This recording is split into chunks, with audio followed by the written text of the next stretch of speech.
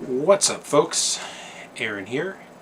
And, okay, you know what? This is one of those weeks where it was really hard to come up with any kind of a topic. I mean, other than just like a lame, yep, did this, and fitness is doing this, and tune in next week. Okay, bye. And in fairness, I've done a few of those in the past. I totally could have done one of those again this week. But then inspiration struck. Or to be more accurate, it taxied past. And then flew overhead. And then flew overhead again later in the day while I was out for my run. And showed up in a box. So, suddenly, I had things to talk about. So, let's talk about what inspired me. So, I think most people know I haven't exactly been real coy about it.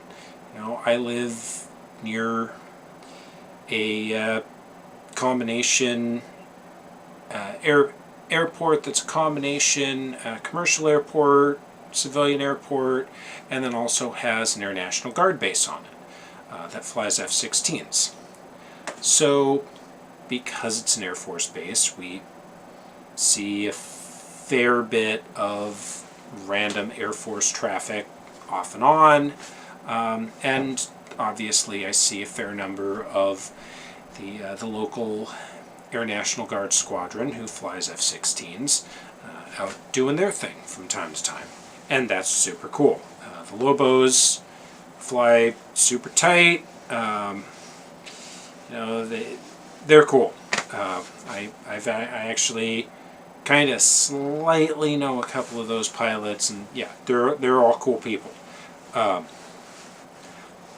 again, so you know, side effect of Air Force Base is we'll see various Air Force aircraft transiting back and forth sometimes, and that is, as an airplane geek and a little bit of a plane spotter, that is super cool too, because like, ooh, hey, there's a T-6 Texan, or there's a C-130 doing touch and goes.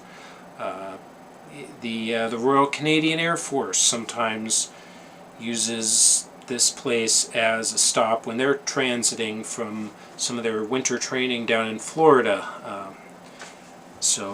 Again, you know, very cool. Like, oh, there's some RCAF helicopters, or a Hawk, or a couple of RCAF Hornets. But anyway,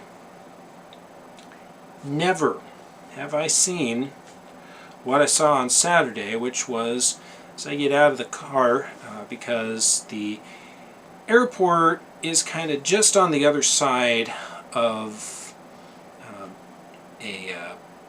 a channel, a river channel for flood control, and there's the airport and a trail, and then there's this football field complex that's where my kids play their football games. Anyway, so we get out of the car and I hear this shrieking sound, and there is only one aircraft that makes this noise, and it's the AV-8B Harrier.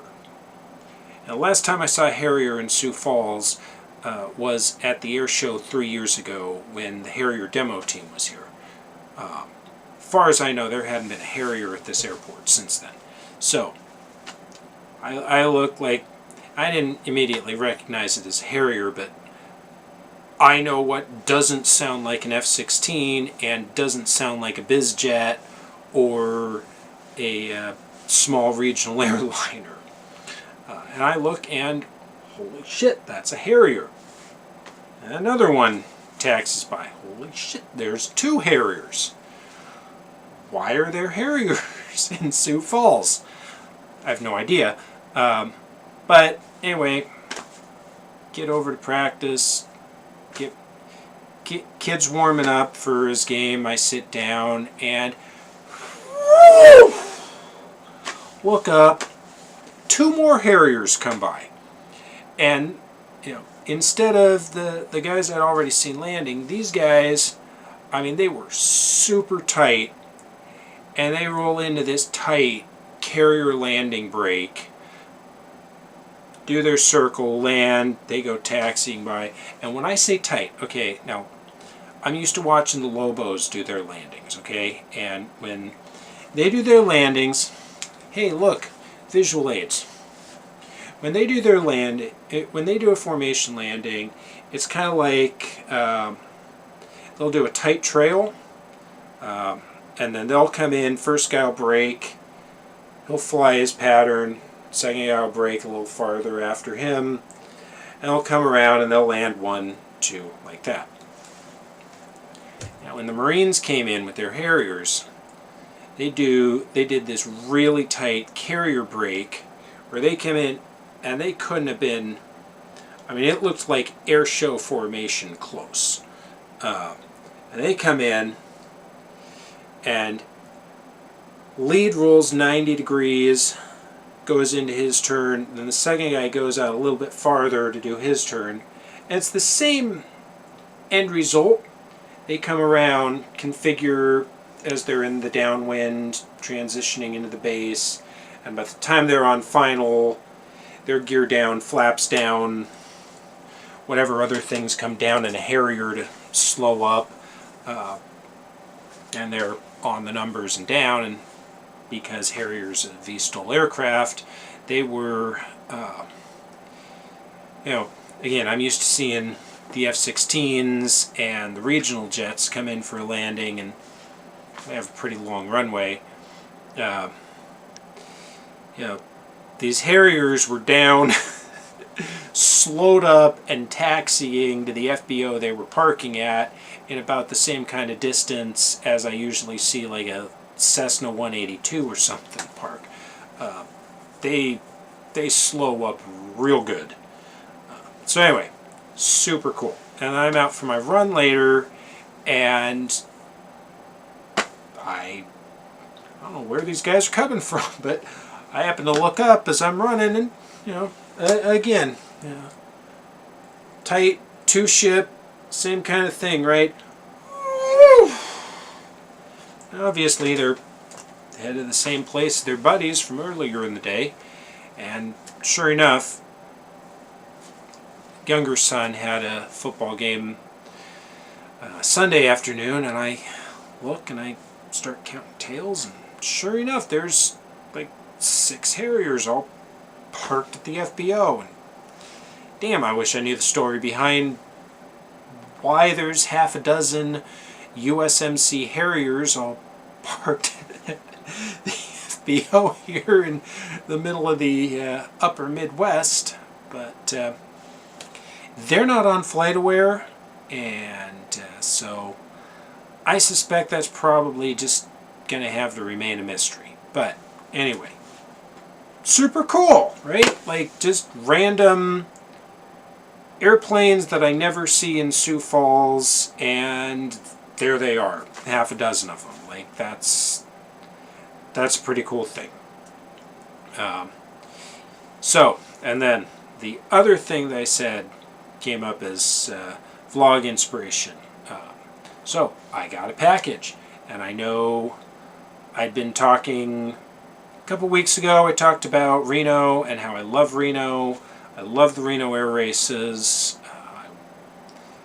I want to go back and watch them in person again one of these years.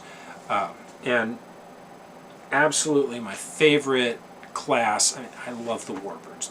There's nothing like heavy metal V12 engines and just stonking huge radial engines roaring around the track at over 400 miles an hour. But where the innovation is, where the excitement is, that's jet class. That's sport class. And oh man, I love sport class.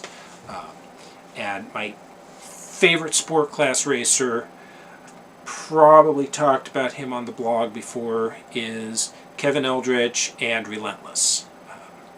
And coming to find out, at the end of Reno this year, where he came in second in the gold race. Okay, let's see if this is going to work. Hey! It worked! So, yes, I got Relentless gear, and I am super excited to have this, to be able to wear it, and hopefully one of these years I'll make it back to Reno and maybe get Kevin Eldridge to sign my hat or something. I don't know. Anyway, super cool. Really happy I have this now. So, yeah, that's it for this week. Thanks for watching, everyone, and we'll see you next week. Till then, remember, keep your knees in the breeze and the shiny side up. Bye, everybody.